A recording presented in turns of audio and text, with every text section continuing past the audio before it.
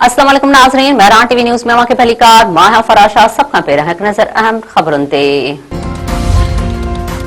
सदर आसिफ अली ज़रदारी पार्लियामेंट में मंज़ूर थियल नवनि कानूननि जी मंज़ूरी ॾेई छॾी।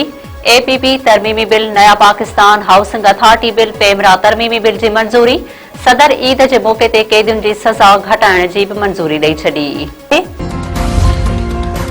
फील्ड मार्शल सईद आसिम मुनीर जे अहल तशरीह जे आलमनि सां मुलाक़ात, गुमराह कंदड़ मालूमात, फ़िरका वारियत ऐं गैर मुल्की साज़िशुनि जो मुक़ाबिलो करण जी ज़रूरत ते ज़ोर। ऑपरेशन गज़ब-उल हक़ समेत ख़िते जी ताज़ी सूरत-हाल ते ॻाल्हि ॿोल।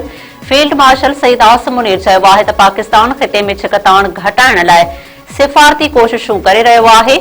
मज़हबी जज़्बनि खे तशद्दुद लाइ भड़काइण जी इजाज़त न ॾिनी वेंदी। कंहिं ॿिए मुल्क में थींदड़ वाक़िअनि खे बुनियाद बणाए पाकिस्तान में तशद्दुद बर्दाश्त न कयो वेंदो। सिंध जे मुख़्तलिफ़ इलाइक़नि में वक़्फ़े सां बरसात जारी। 2 ॾींहनि दौरान बरसात दौरान हादसनि ऐं वाक़िअनि में 20 खां वधीक माण्हू फ़ौत। कराची में तेज़ हवा सां गॾु तूफ़ानी बरसात तबाही मचाए छॾी। मुख़्तलिफ़ इलाइक़नि में हादसा ऐं वाक़िआ।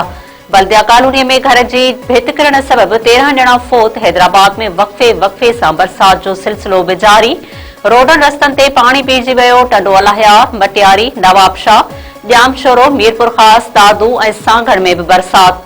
उमरकोट, कुंडरी, चंबर, संजरसांग, भिटशाह ऐं ॿियनि इलाइक़नि में बि वक़्फ़े सां वसकारो। खीरथर जे जाबलू पट्टीअ में तेज़ बरसातुनि बाद काछीअ में नई गाज 14 फुट वही आई।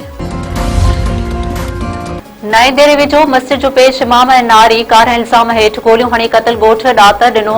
आगाणीअ में जवाबदारनि पेश इमाम अब्दुल हफ़ीज़ खोड़ो ऐं नारी सायरा आगाणीअ खे क़तल करे छॾियो। पुलिस जो चवणु आहे त नारी 15 लाड़काणे ते इतला ॾिनो। चाचो ऐं सौट खेसि क़तल करणु चाहिनि था।